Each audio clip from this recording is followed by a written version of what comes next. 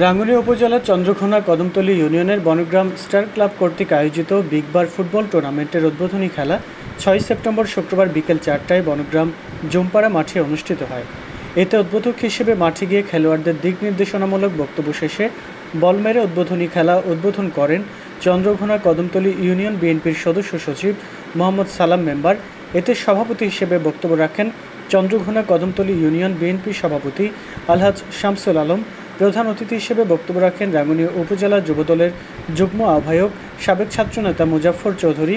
প্রধান মেহমান হিসেবে বক্তব্য রাখেন কাতার জাতীয়বাদী ফোরামের সাবেক সভাপতি ইউসুফ শেখদার, উপজেলা যুবদলের যুগ্ম আহ্বায়ক মোহাম্মদ ইরফান, চন্দ্রঘোনা বনগ্রাম ওয়ার্ড বিএনপির সভাপতি আহমদুল হক, সাধারণ সম্পাদক নজরুল ইসলাম বালী, চন্দ্রঘোনা কদমতলী ইউনিয়ন স্বেচ্ছাসেবক দলের আহ্বায়ক মোহাম্মদ মুসলিম, ইউনিয়ন যুবদলের যুগ্ম আহ্বায়ক মুস্তাফিজ রহমান, মোহাম্মদ সালাউদ্দিন, ইউনিয়ন শ্রমিক দলের সভাপতি আব্দুল মান্নান মনু, বিএনপি নেতা মোহাম্মদ শওকত, আব্দুর রহিম, রাঙ্গুনিয়া উপজেলা ক্রীড়া সংস্থার সাবেক ফুটবলার সোহেল চৌধুরী, যুবনেতা ইউনুস আরিফ সহ অন্যান্যরা।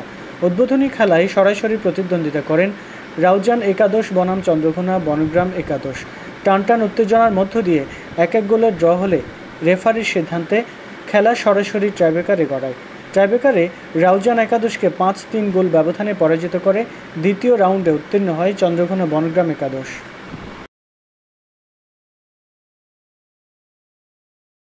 বড়ুয়া দাদা, ওনার অনেক সুনাম আছে, উনি সুন্দর, সবসময় সুন্দর এবং নিরপেক্ষভাবে সুন্দরভাবে সুস্থভাবে খেলা পরিচালনা করে আসতেছেন।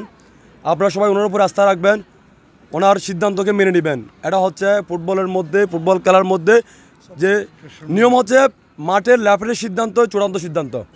যদিও বা কোনো অনাকাঙ্ক্ষিত কোনো সিদ্ধান্ত আসে, আমাদের পরিচালনা কমিটি আছে, তাদেরকে আপনারা অবহিত করবেন।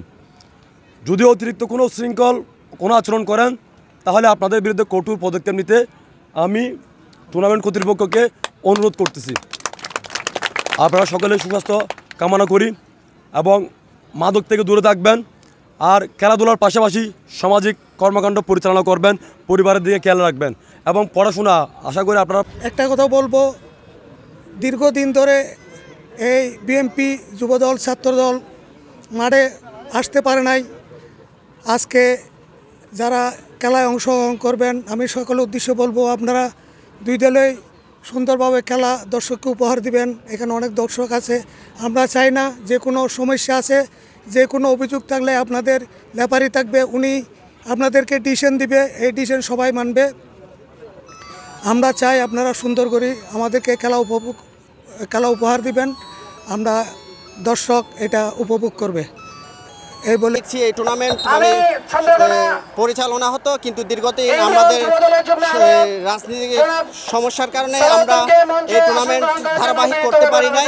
এখন দীর্ঘদিন পরে আমাদের দেশ স্বাধীন হয়েছে, পরবর্তীতে আমরা এই টুর্নামেন্ট সুন্দরভাবে পরিচালনা করার জন্য সক্ষম হয়েছি।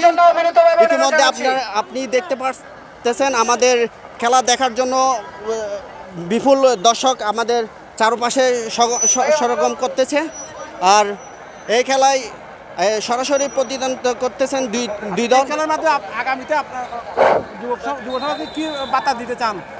খেলা এমন একটি জিনিস, খেলা বলতে এই খেলার মাধ্যমে আমাদের যুবকরা মাদক মুক্ত থাকে, খেলার মাধ্যমে আমরা সমাজকে সুন্দর করতে পারি, এই খেলার মাধ্যমে আমরা নিজেকে মানুষ হিসাবে গড়ে তুলতে পারি।